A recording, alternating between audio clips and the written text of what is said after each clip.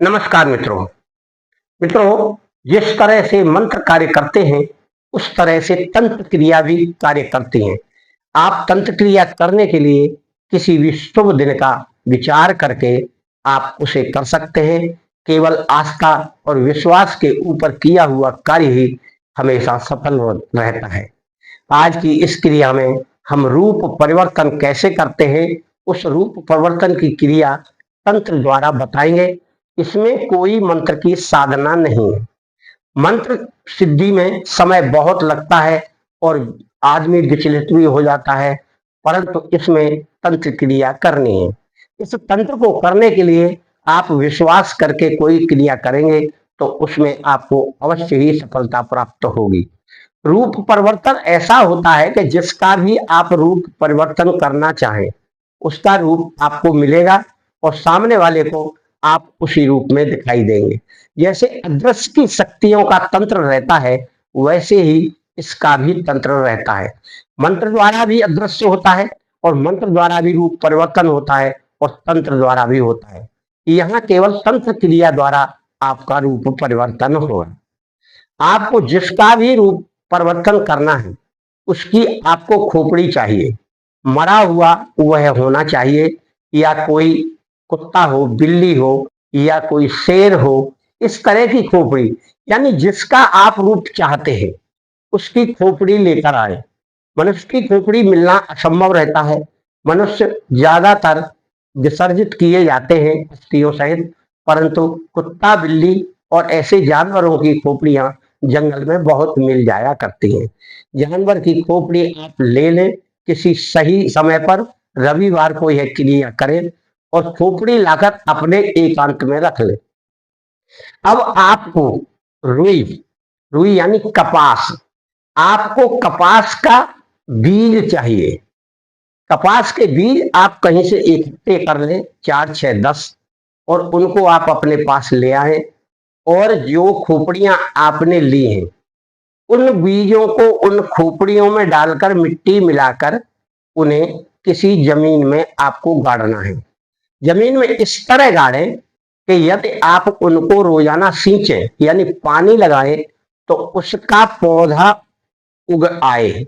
जब पौधा उगेगा तो वह कपास का पौधा बड़ा होगा, तब तक आपको उसकी सेवा करनी है। उसके बाद उसमें फल लगेगा, फिर उसमें कपास लगेगी। उस कपास को आपको निकालना है। इस क्रिया को आप जब तक करें जब तक उसमें कपास का फल ना लग जाए, रुई ना निकल जाए। उस रुई को ही आपको लेना है। यह रुई आपके रूप परिवर्तन के लिए कार्य करेगी। अब यहां से आपकी क्रिया मेन शुरू होती है। वह रुई आप ले लें और उस रुई को आप लेकर बत्ती बनाएं।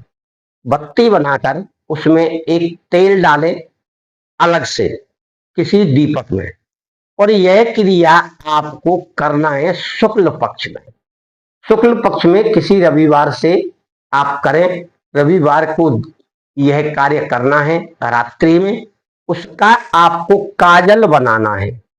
जब वह काजल तैयार हो जाए तब उस काजल में आप अपने सहमति यानी अपनी विचार की धारा मिलाना है कि मैं यह कार्य, इस कार्य रूप परिवर्तन के लिए इसे प्रयोग करूंगा।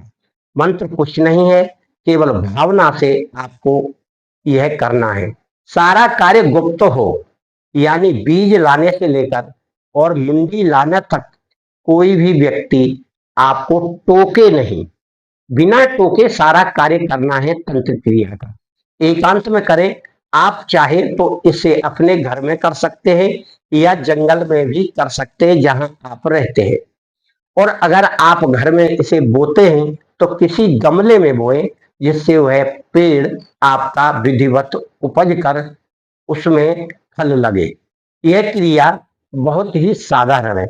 फिर आपको यह क्रिया करने के बाद वह काजल आपको आंखों में लगाना है। आंखों में लगाकर आप किसी दूसरे व्यक्ति को पास खड़ा कर लें और उससे उसकी पहचान कराएं क्या मैं आपको दिखाई दे रहा हूं या मेरा रूप आपको कैसे दिखाई दे रहा है? यह कार्य आप अपने किसी विश्वासी आदमी से कराएं या फिर आपका कोई शिष्य हो, यदि आप शिष्य बना के रखें, उसके द्वारा यह क्रिया करवाएं और उसको बता दें कि यह क्रिया गुप्त है, किसी को वह बताए नहीं। फिर आपको जब जरूरत पड़े तब आप रूप बदल कर क्रिया कर सकते हैं। और यह क्रिया सामान्य क्रिया नहीं है, यह बहुत लंबे समय तक चलने वाली क्रिया है। आपको विधि विधान से संयम में रहकर, ब्रह्मचर्य से रहकर क्रिया करनी होगी और आप अपने गुरु मंत्र का जाप यथावत करते रहें और अपने गुरु के निर्देशन में या मार्गदर्शन में करें तो बहुत ही उत्तम होगा। अन्यथा आपको यह क्रिया फिर दोबारा भी करनी पड़ सकती है, क्योंकि जब कोई क्रिया असफल हो जाती है तो उसे बार बार करना चाहिए। एक बार में सफलता प्राप्त नहीं होती है तो साधक मायूस ना हो, बार बार करने से क्रिया में सफलता प्राप्त हो जाती है। आप हमेशा अपने अंदर एक दृढ़ विश्वास करके तंत्र क्रिया करें। शमशान में क्रिया करने वाले बहुत क्रियाएं करते हैं, बार बार करते हैं और सफल होकर ही लौटते हैं। आपको भी इसी प्रकार से अपनी क्रिया को अंजाम देना है। आपका और आपके घर परिवार का मंगल हो। वैधानिक चेतावनी का हमेशा ध्यान रखें, फिर साधना करें।